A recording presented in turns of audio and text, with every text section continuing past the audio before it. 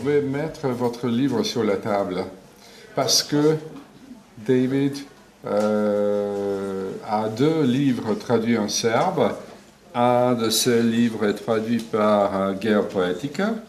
C'est intitulé Ka vrhu, n'est-ce pas, ou Get on Top.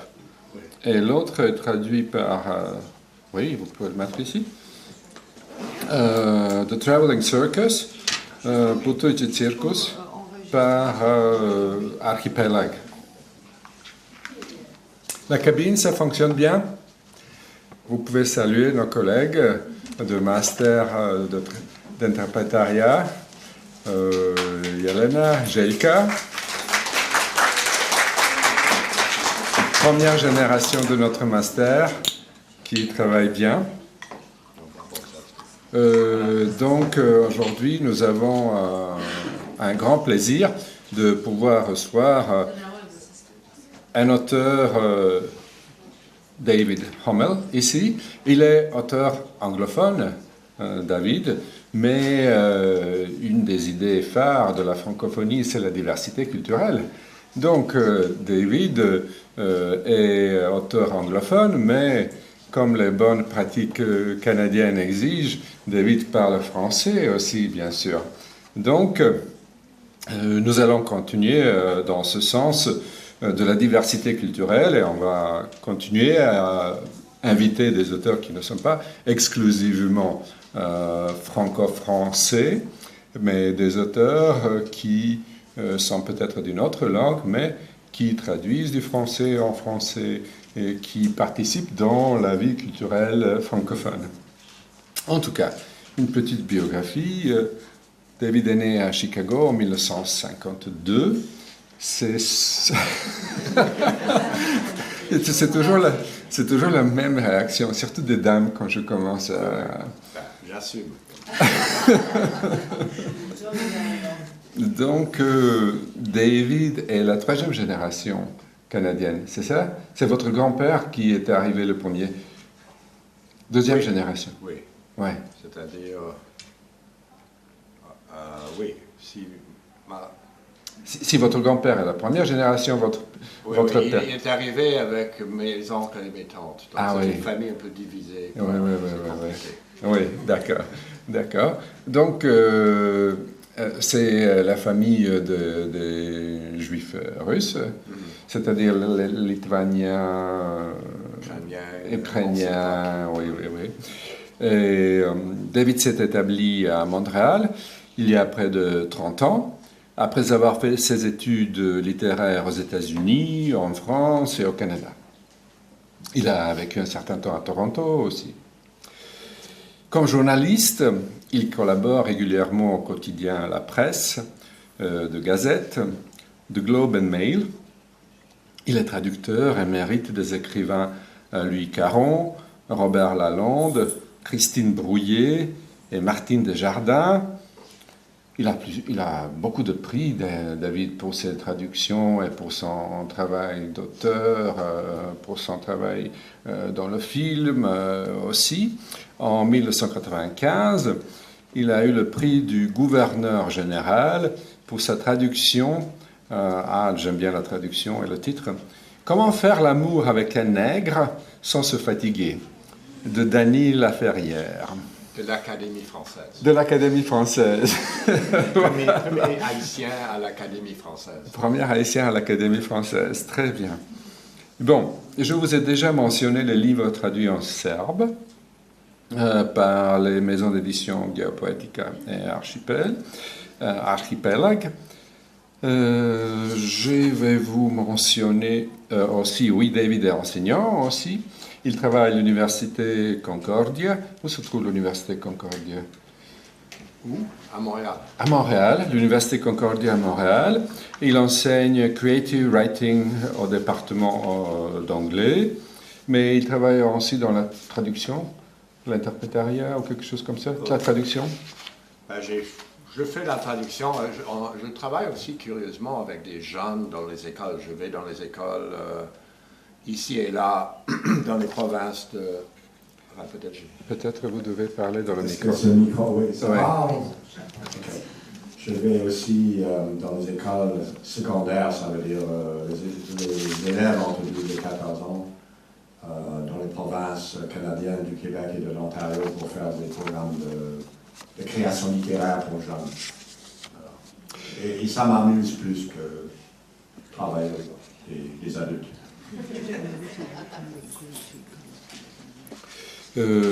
Oui, ensuite, David travaille, il est metteur en scène des documentaires. Je vais mentionner quelques titres. Les États inventés d'Amérique. Les États inventés d'Amérique. Pour le Télé-Québec, Arte France, Zweites Deutsches Fernsehen, CTV, etc. Le Psy, la victime et le bourreau, Todo Incluido, Great North, ce sont les documentaires que vous pouvez chercher peut-être sur le web, on peut les voir, non? Oui, donc c'est bien. Et je vais vous donner quelques titres en anglais. Electrical Storms de 88, Red Palms de 92, Sonia and Jack de 95, Get on Top de 99, The Speaking Cure de 2003, Midway de 2010, and The Fledglings de 2014. What's Fledglings? Fledgling, c'est littéralement les petits oiseaux avant de quitter. Ouais. Un fledgling en anglais, c'est un petit oiseau avant de quitter le nid. Mais en anglais, c'est toute personne débutante dans une activité. Ah, voilà. Et en français, on a intitulé ça La fille qui parlait à la lune. Bon, d'accord. Ces titres en anglais ont été traduits en français. Donc, David va nous parler aujourd'hui nous avons choisi un titre, Comment écrire un best-seller aujourd'hui, tendance du roman canadien contemporain. Et je remercie vivement l'ambassade du Canada et Olgica Marinkovic, grâce à laquelle nous avons aujourd'hui la possibilité de voir David parmi nous. Encore une fois, merci beaucoup et j'espère que l'ambassade du Canada et Olgica Marinkovic va continuer cette collaboration avec Centre culturel francophone et que nous allons avoir d'autres propositions et auteurs parmi nous. Merci.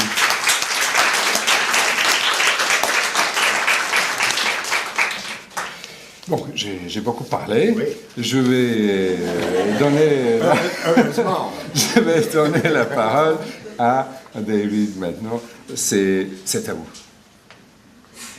Merci. Heureusement, il a beaucoup parlé comme ça. Je n'ai pas besoin de parler autant. Alors, c'est toujours agréable. En plus, quand j'entends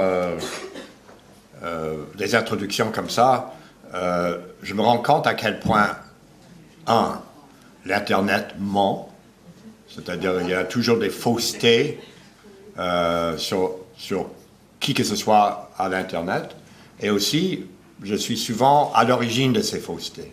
C'est-à-dire que parfois, j'invente des choses, ou je dis des choses qui sont des coups d'inspiration, et parfois, je les entends 2, 3, 5 ans, 10 ans plus tard, je dis, bon, ça, c'est pas vrai.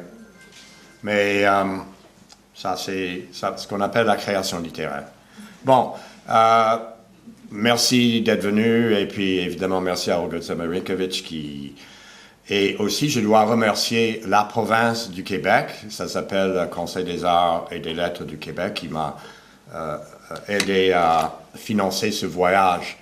Alors, ce serait un peu comme un Serbe qui arrive à Montréal, au Canada, puis en poche, il y a un peu d'argent du ministère de la Culture de la Serbie, ça à la poche, en poche gauche, et à poche droite, il y a un peu d'argent du ministère de la Culture de Voivodina, ou quelque chose, qui doit exister, si vous êtes une région autonome, je pense. Oui, un secrétariat. OK, oui. Justement, je vais parler de régionalisme beaucoup, parce que c'est ça le Canada. Et puis je vais tenter de parler de littérature et parler de société et tout ça. Et puis aussi, vous aurez sans doute beaucoup de questions parce que j'ai parlé en anglais à Belgrade, au département de philologie, c'est ça?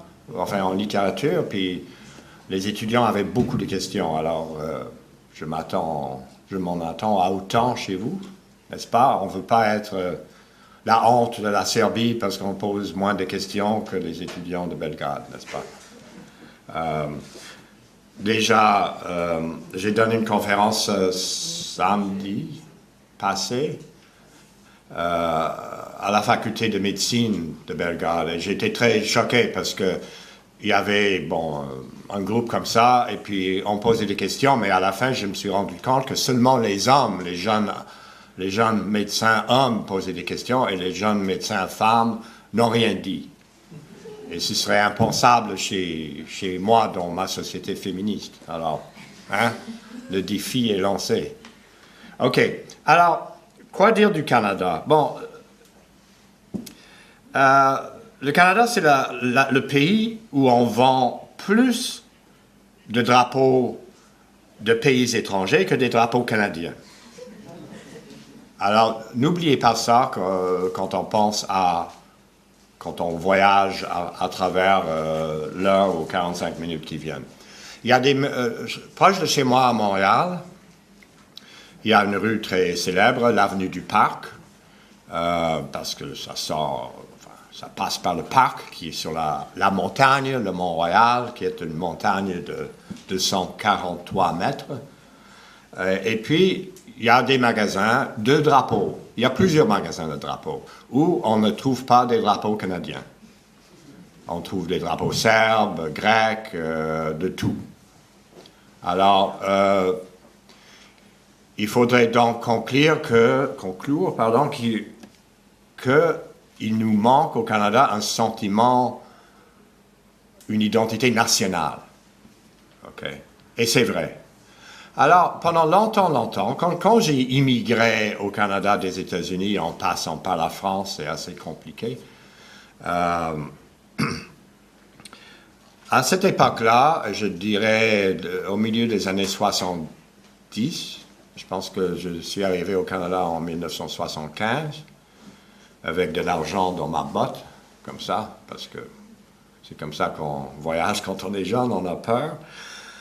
Alors, les Canadiens anglais, attention, se plaignaient d'eux-mêmes, se critiquaient, faisaient un genre de mea culpa. On n'est pas des Américains, on n'a pas de sentiment national, on n'a pas d'identité forte nationale, on n'a pas de mythe fondateur. On est vraiment, on ne sait pas qui on est rien, on est déprimé, et puis on envie les Américains. OK? Ça fait déjà quoi, 40 ans? Plus? Oui. Alors, et puis, ce mea culpa continuait pendant des années, des décennies. Les Canadiens avaient ce sentiment d'infériorité par rapport aux Américains qui sont juste à côté, parce qu'aux Canadiens, il manque ce sentiment national, d'identité, vous appelez ça comme vous voulez. Et puis, le temps passait, le monde évoluait, et puis, tout d'un coup, on a compris quelque chose. Nous avons de la chance. Nous vivons très très bien sans sentiment national, sans identité nationale, identité fédératrice. OK? Fédératrice, je ne sais pas si vous utilisez ce mot, mais ça veut dire que ça rassemble des gens. Et puis, il y avait comme un moment impossible à localiser ou à nommer, où nous avons compris, un peu comme nation, que nous n'avions pas de sentiment national et que c'était mieux ainsi. Et puis, c'est vraiment assez étonnant. Et puis, je pense que, comme je dis, c'est des procédés organique, c'est-à-dire on ne peut pas dire « Ah, c'est là à ce moment-là » ou « Là, à ce moment-là, on a eu comme une genre de révélation collective que cette identité n'était pas nécessaire. » Et puis, et d'ailleurs, personne ne le dit à haute voix, parce qu'il y a encore ce genre de honte de ne pas posséder quelque chose que plusieurs autres pays, dont vous, que vous possédez. Et puis aussi de s'identifier comme le pays qui n'a pas ça. C'est un peu comme dire, bon, une fille, c'est quoi une fille? Ben, c'est une personne qui n'a pas de pénis. Enfin, excusez-moi, mais c'est comme ça que certaines personnes pensaient. Si on regarde l'enfance de la psychologie. Alors, donc, on ne réclame pas cette manque de sentiment national, mais on le vit maintenant beaucoup mieux. Mais sans oser avouer. C'est très, très bizarre. OK? C'est comme ça. Alors,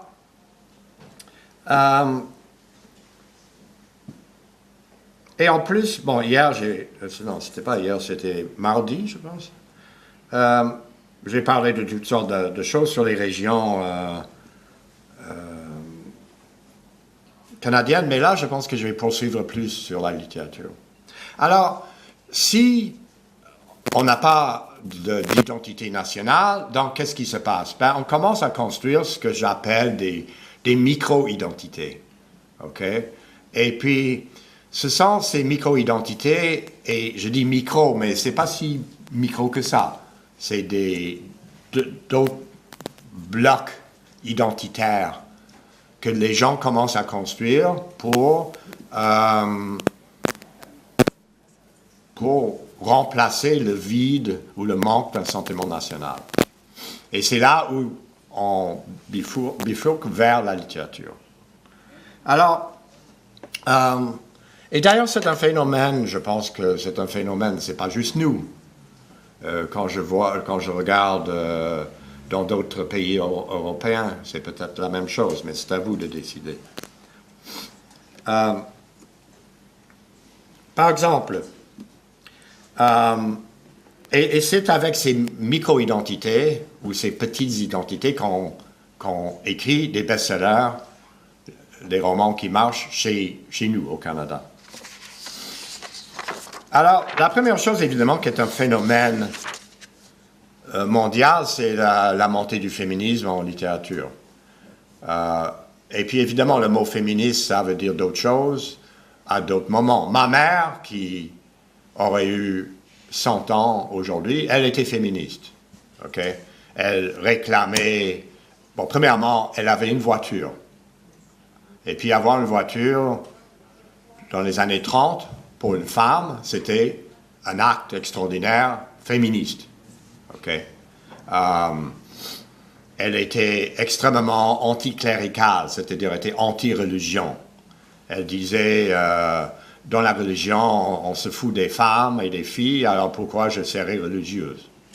Elle me disait. Puis, elle refusait aussi des actes domestiques comme cuisiner ou comme coudre, tout ce qui était des activités que peut-être vos mères faisaient, ou vous faites encore, elle refusait, activement. Okay? C'est pour ça que j'ai appris à cuisiner. Évidemment, j'avais faim. Elle disait en anglais, « I can't cook and I don't care ». Très, très précis comme...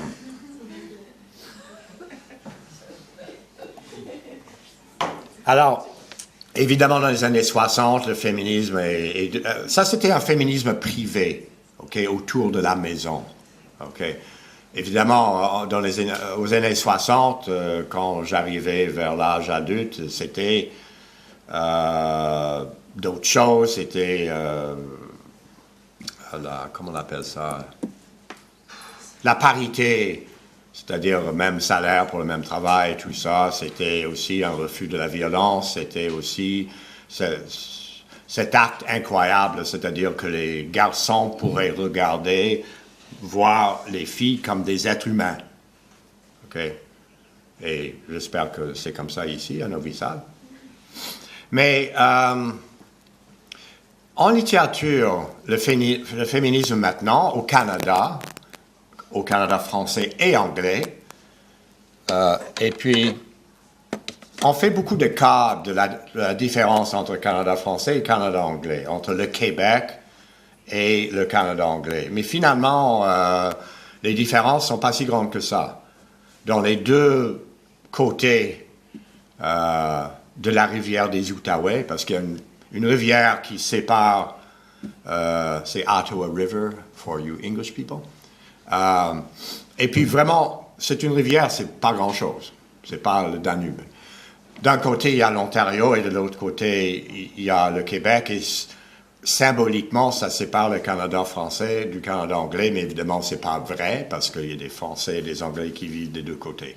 Mais on vit ce féminisme en littérature de la même façon des deux côtés, des deux rives, c'est-à-dire que, premièrement, toutes ces vies de femmes, et pour citer le titre de Alice Munro, qui est maintenant évidemment publié, et pas maintenant, depuis longtemps publié en serbe, je pourrais nommer l'éditeur, mais je pense que ça pourrait être une perte de temps, chercher ça. Agora. OK, excusez-moi, je suis allergique à la faculté.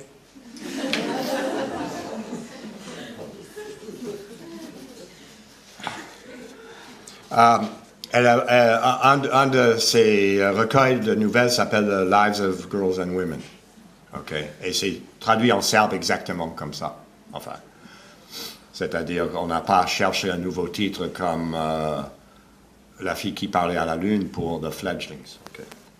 Alors, et que finalement, le féminisme, de quelque côté que ce soit, en littérature aujourd'hui au Canada, c'est vraiment que toutes ces vies de jeunes filles et de femmes, c'est ça qu'il faut raconter, ces vies qui ont été longtemps occultées ou cachées ou sous silence ou je ne sais pas quoi.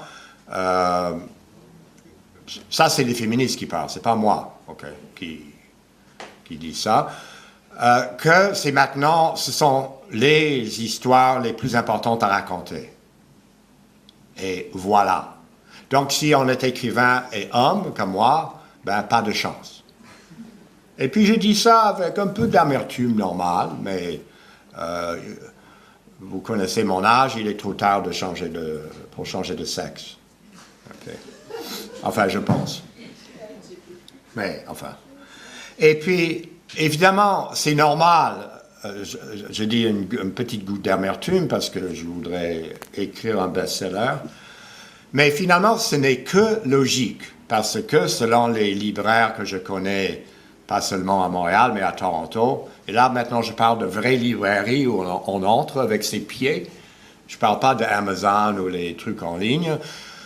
La clientèle, c'est à peu près 80% de femmes. Donc, si 80% des personnes qui achètent des livres, ce sont des femmes, elles vont vouloir lire essentiellement sur elles-mêmes, comme tout le monde. Donc, elles vont acheter des livres écrits par des femmes. Alors, il n'y a rien de surprenant. Donc, c'est pour ça que je dis, c'est pas une plainte, ou je ne suis pas en train de me lamenter. Enfin, pas trop. Alors, donc la première chose pour la première étape, parce que si je fais des hésitations, c'est que j'ai écrit mon texte en anglais. Donc, je suis en train je fais comme les dames dans la cabine, je fais de la traduction simultanée, anglais-français de moi-même. OK.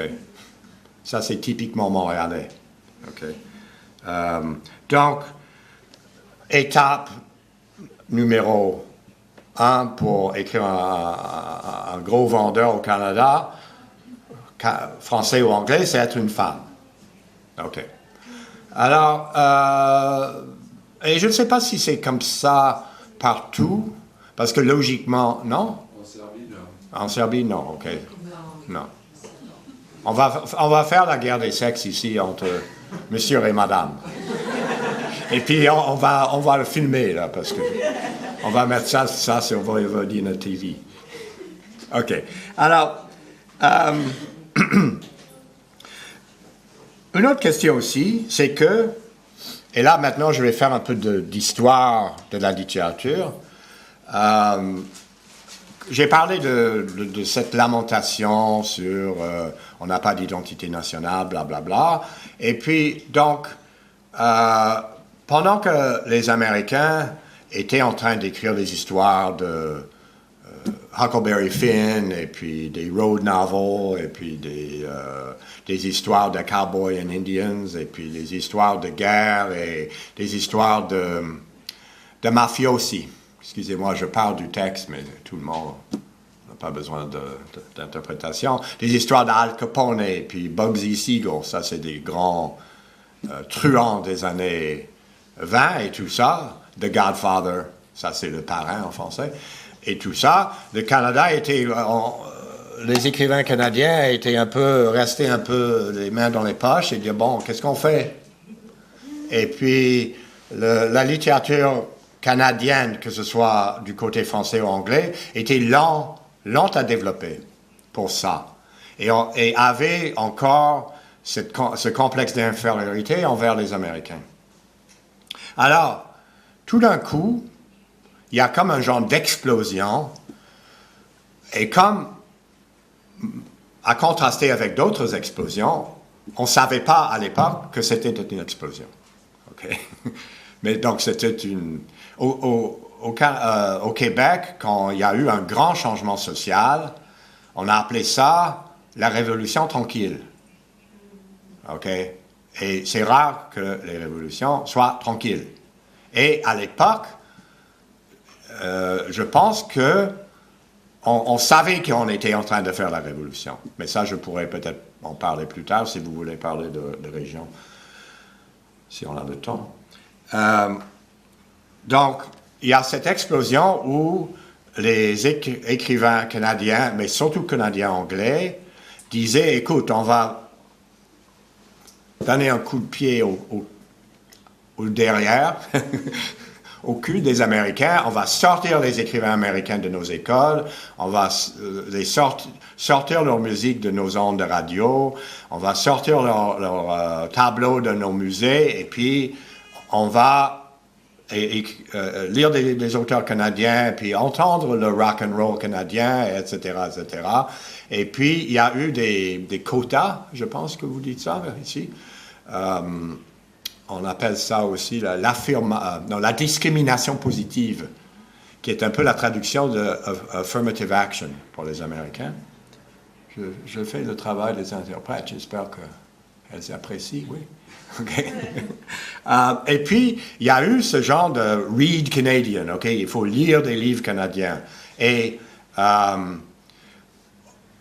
donc, tout d'un coup, on commençait à gratter et voir, bon, OK, si les Américains ont des Cowboys and Indians, et s'ils ont Al Capone et puis Meyer Lansky. Parce que quand je parle des mafiosi, tout le monde pense que c'est des Italiens. Mais vu mes origines, j'ajoute toujours des gangsters juifs, OK?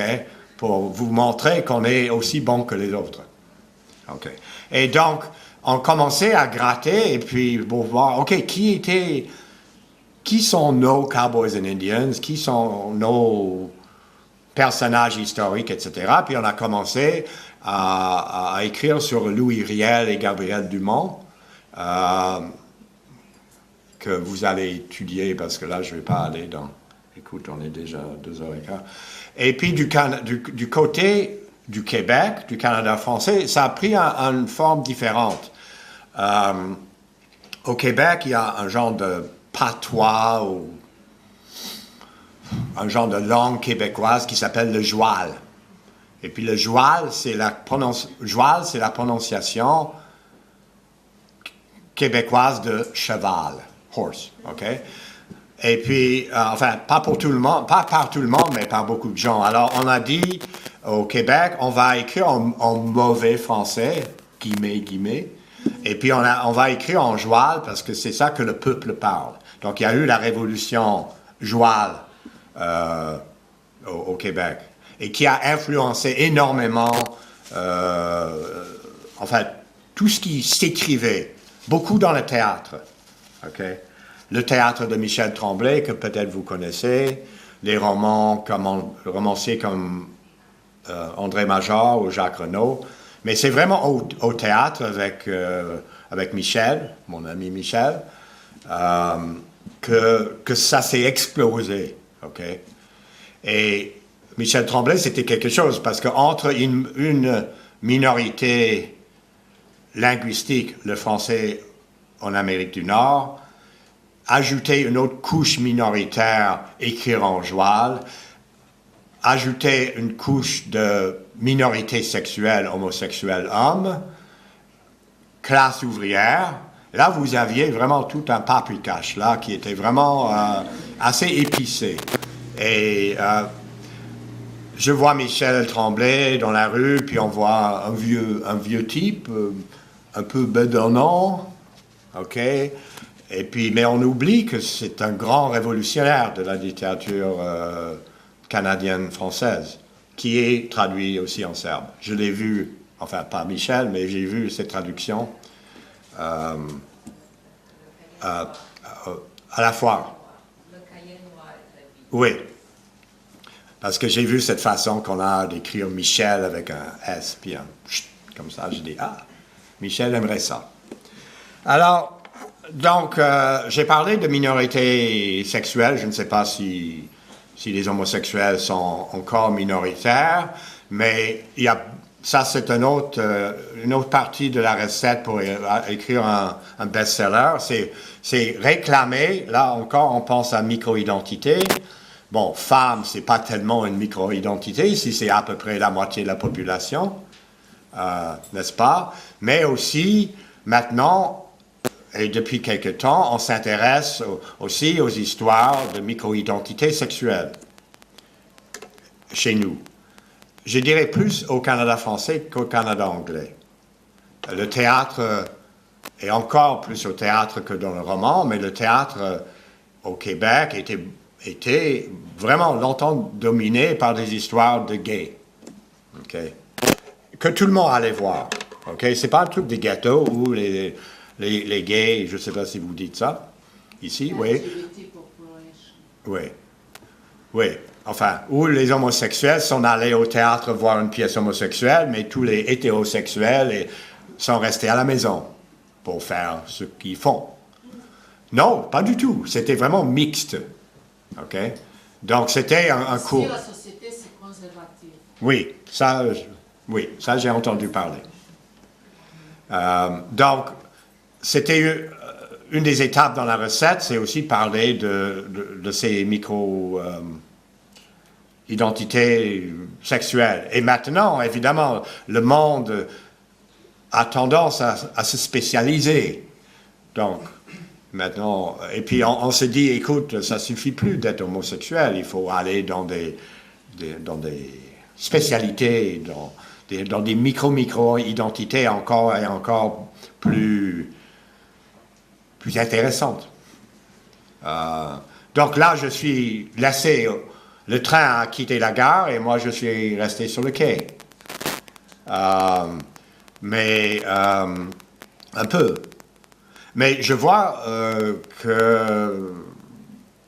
je vois comment, je viens de terminer un roman et en relisant, je vois comment j'étais influencé par tout ça. Je vois comment mes personnages hommes hétéros sont pas si hétéros que ça, finalement. Enfin, donc je suis, c'est quoi le mot, poreux? Je ne suis pas étanche. Enfin, toutes ces tendances ont en moi en tant qu'écrivain. On arrête à 2h30 ou... Non. On continue encore 10 minutes. 10 minutes à moi. OK. Alors, l'autre question, évidemment, et ça vous concerne, c'est les tendances... l'immigration. Une autre chose, si vous voulez écrire un best-seller au Canada, il vaut mieux être un immigrant. Mais attention, parce qu'être immigrant en Amérique, c'est vraiment pas grand-chose. Parce que tout le monde est immigrant, à part les gens qui étaient là avant. Et ça, on va parler d'eux aussi. Il ne faut pas que j'oublie, comme j'ai oublié à Belgrade, de parler des questions d'indigènes. Donc, mon grand-père et mes tantes et mes oncles sont arrivés à Chicago, puis sans GPS. Puis ils n'avaient pas de langue, ils n'avaient pas d'argent, ils n'avaient aucune capacité pour travailler. Puis vraiment, ils ne pensaient pas écrire un roman. OK? Mais puisque le Canada fait partie du Commonwealth, c'est ça? Et pour définir cela, au bout de ça, je peux dire que ce sont des anciennes colonies britanniques qui sont restées liées politiquement à l'Angleterre? Oui. Je suis pas celui qui... Enfin, je connais pas tout. Mais on a eu beaucoup d'immigration dernièrement de l'Inde, du Pakistan, de Hong Kong, aussi des pays asiatiques. Et c'était assez curieux parce qu'on a vu quelque chose peut-être jamais vu. Non, c'est pas vraiment jamais vu. On a vu quelque chose jamais vu en Amérique. C'est-à-dire l'immigrant de classe moyenne. L'immigrant qui est arrivé avec de l'argent en poche, avec des valises en cuir, avec un ordinateur, et puis avec un roman dans l'ordinateur. Et puis, où il y avait une copie sur l'Internet, et puis une autre copie sur une clé USB, parce que ces gens-là, ils savent que parfois, en voyage, on peut perdre des choses. Donc, des gens comme Rohinton Mistry ou Madeleine Tien, enfin, il y en a des centaines. Rawi Hadj, un Libanais, Rohinton Mistry, excusez-moi, un Indien, des gens des îles des Caraïbes comme Neil Bissendat qui vient de Trinidad, ok, mais qui est indien d'Inde d'origine. Enfin, c'est toujours très compliqué chez nous. Et puis, ces gens-là sont arrivés, et puis ils ne sont pas arrivés pour pousser un balai dans le métro, comme mon grand-père. Ils sont arrivés pour prendre leur place dès la première journée. Et tant mieux.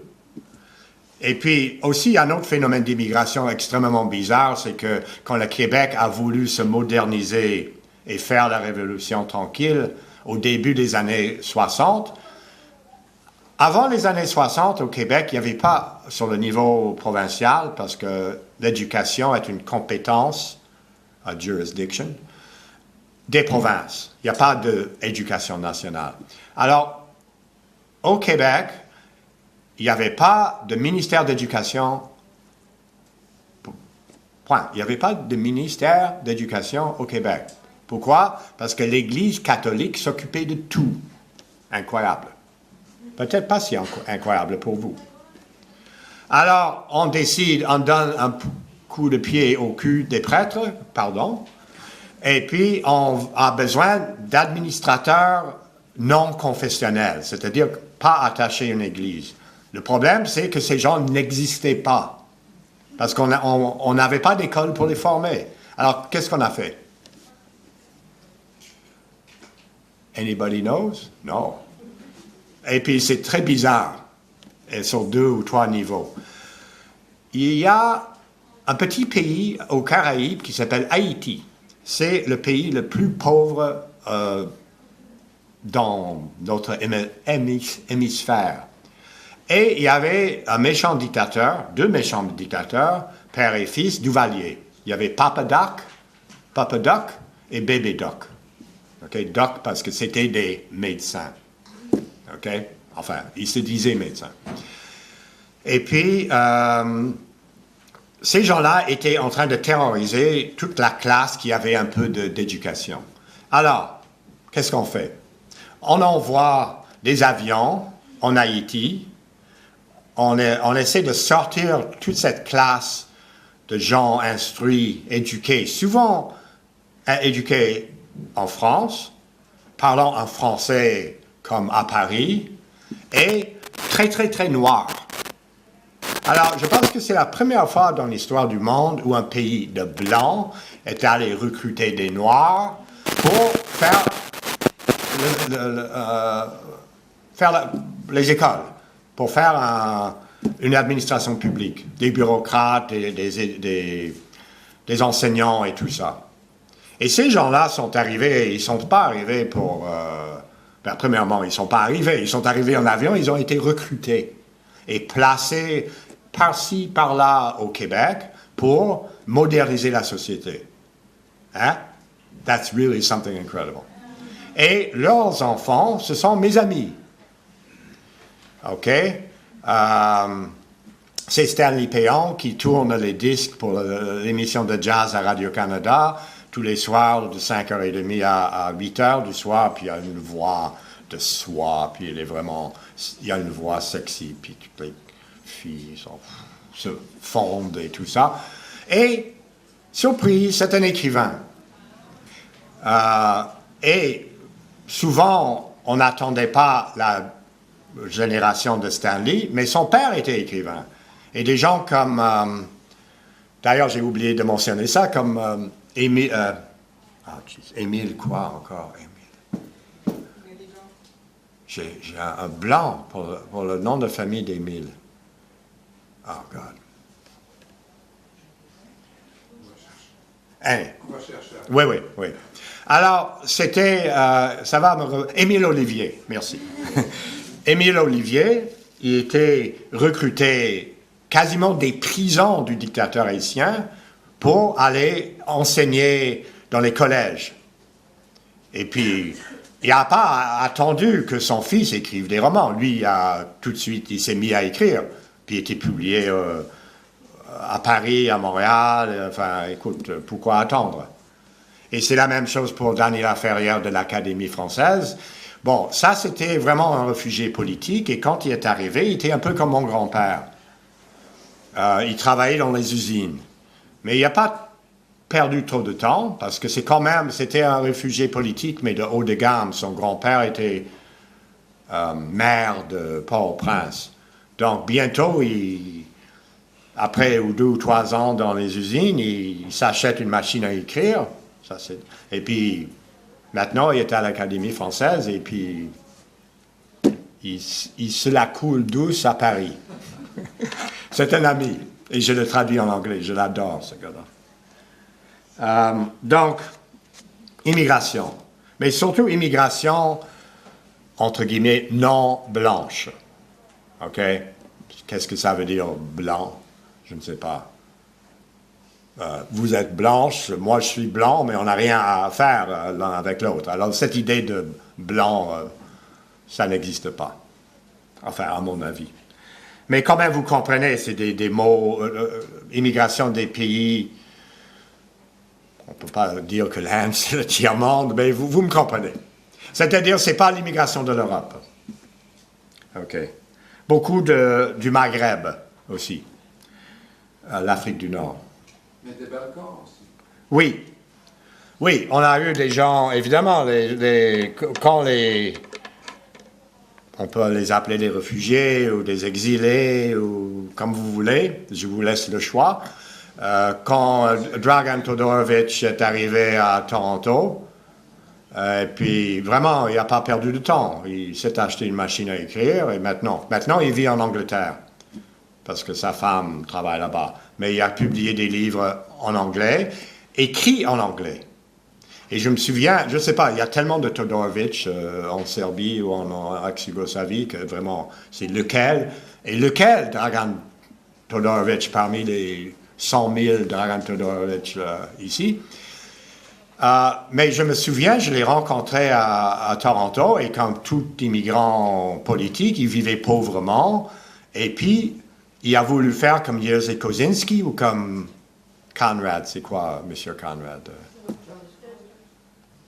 Le Polonais, Conrad, qui écrit des... Joseph Conrad, oui. vous l'avez dit. Oui, c'est une autre époque, mais ce sont des immigrants qui ont appris la langue en écrivant des livres dans cette langue, ce qui est vraiment assez étonnant. Et tout ça, ce sont ces histoires-là que les Canadiens veulent lire. Et puis, parce que j'ai promis de ne pas oublier de parler des indigènes, là, après, on arrête. 8 minutes, OK. Ça va. Alors, le Canada, c'est ce merveilleux pays, tout le monde s'aime, c'est cool, c'est calme, c'est harmonieux. Moi, je suis anglophone, mais dans mon lit, il y a une francophone, tout va bien. Nos enfants parlent les deux langues, parfois dans la même phrase. Moi, je suis juif, elle est catholique, c'est cool. Puis, bon, moi, j'aime mieux sa religion, ma religion. Pardon, j'aime pas du tout sa religion.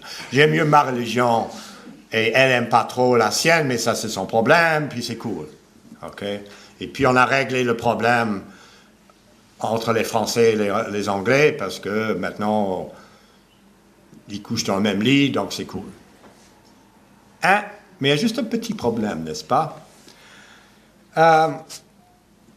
Il y a le problème de génocide culturel. Je mets des guillemets, pas pour dire que ce n'est pas vrai, mais parce que un des anciens premiers ministres du Canada, Paul Martin, ou Paul Martin, si vous préférez, c'est la même personne, a mené une commission d'enquête, which is a commission of inquiry, but you don't need to know that, I guess. C'est la même chose, sur ce qu'on appelle les écoles résidentielles, ou bien residential schools. Et c'est quoi un residential school? Alors, à l'époque, et même jusqu'aux années 60 et 70, on prenait les enfants, à l'époque, c'était des Indians, okay, des Indiens. Maintenant, c'est quoi? Des indigènes, en anglais on dit native, on dit autochtone, on dit aborigène, je ne sais pas. Ça change d'ailleurs toutes les semaines. Okay? Vraiment, ça change rapidement. Et puis, on a pris ces enfants-là, on les a arrachés de leur famille, de leur culture, on les a placés dans les écoles, loin, loin, loin dans le sud, c'est-à-dire les prêtres faisaient avec eux ce que les prêtres font souvent avec les garçons. Excusez-moi, mais vraiment, c'était une conspiration de l'Église catholique pour donner à manger à leurs prêtres. Et puis, puisque je dis ça, peut-être il y a plus de catholiques au Voivodina, mais c'était vraiment une conspiration de l'Église catholique, appuyée par je dis au pluriel, les gouvernements des provinces du Canada. Et puis, c'est pour ça c'était pas limité au Canada, on a vu ça à Boston, etc., etc. L'État et l'Église étaient complices pour détruire la culture des Autochtones. Et puis, évidemment, après plusieurs années dans ces écoles où un jeune indien, comme on disait, n'a pas le droit de parler sa langue, n'a pas le droit de manger ce qu'il mangeait avant, n'a pas le droit de voir ses parents, doit apprendre finalement qu'il n'existe pas. Alors et c'est la victime de toutes sortes de sévices, de toutes sortes de choses.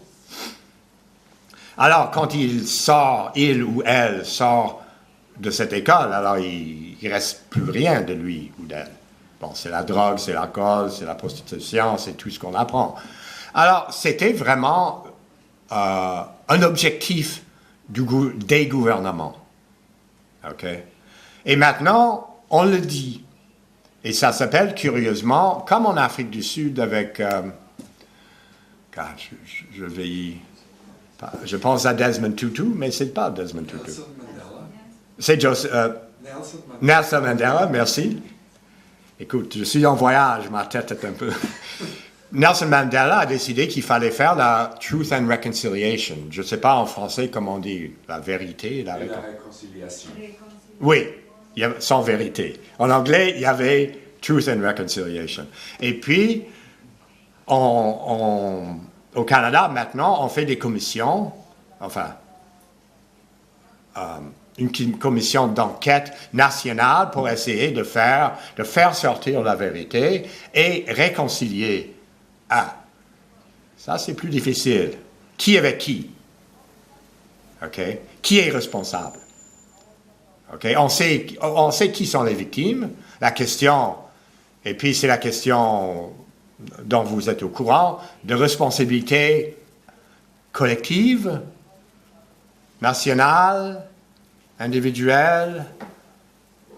Est-ce que c'est votre faute à vous si le dictateur a fait telle ou telle chose? OK?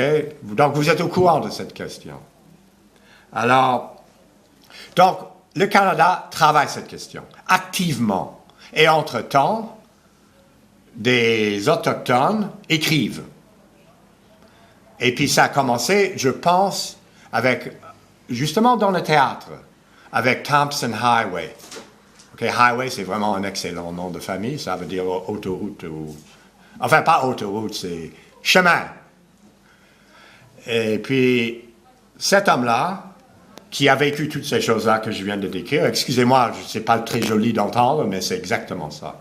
Parce que la destruction de l'identité sexuelle, c'était vraiment un des objectifs. Alors, Thompson Highway a commencé dans les années 70. Heureusement, Olga sait tout. Et pas seulement elle sait tout, mais elle se souvient de tout. Et puis son frère René, qui était chorégraphe et danseur. Et vraiment, ces gens-là, comme Michel Tremblay a fait au Québec, en français, Thompson Highway a fait la même chose pour le Canada anglais, avec les mêmes couches identitaires minoritaires. Et vraiment, il a changé notre monde au Canada. Et puis depuis, il y a des écrivains comme Thomas King, et ça c'est vraiment incroyable, parce que c'est un homme que je connais, j'ai travaillé avec lui, puis son père est, autochtone, et sa mère est grecque orthodoxe. Alors j'ai passé